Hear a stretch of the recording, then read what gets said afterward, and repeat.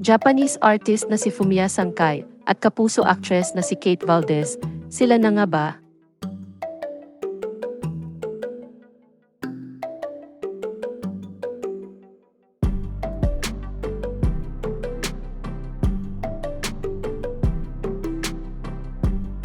Marami ang nagtataka sa kung ano na nga ba ang tunay na relasyon ng Japanese artist na si Fumiya Sankei at ng kapuso actress na si Kate Valdez.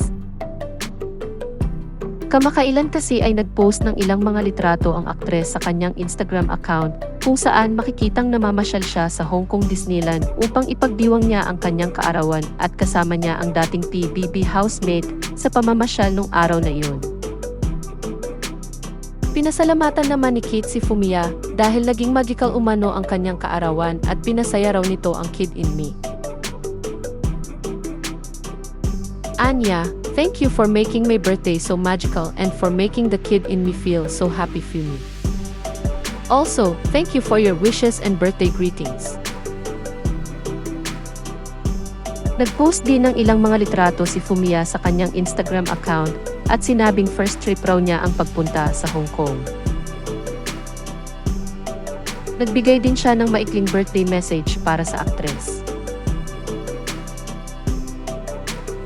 Anya, my first trip to Hong Kong was a lot of fun. Happy birthday, Kate! Bagamat maraming netizens ang umuusisa kung ano na nga ba ang real score ni na Kate at Fumiya, may ilan ding kinilig at natuwa na luma-love life na ang dating PBB housemate.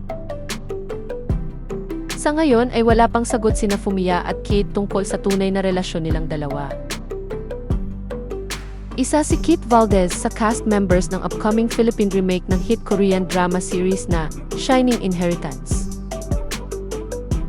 Nakarelasyon niya noon ang aktor na si Yasser Marta, ngunit naghiwalay silang dalawa noong 2023. Si Fumiya Sankei naman ay sumikat matapos sumali sa kapamilya reality show na Pinoy Big Brother 8 noong 2019. Nagsimula ang kanyang vlogging career noong 2017, ngunit inanunsyo niya noong May 2024 na nagdesisyon siyang huminto sa pagbablog upang makafocus siya sa kanyang music career.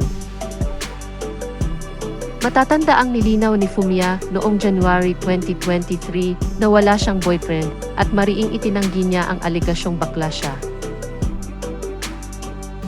At kamakailan lang ay nag-react ang dating PBB housemate nang makita niya ang comment ng social media user na nagsabing di ba may BF si Fumiya.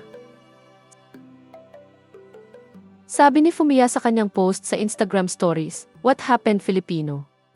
Haha,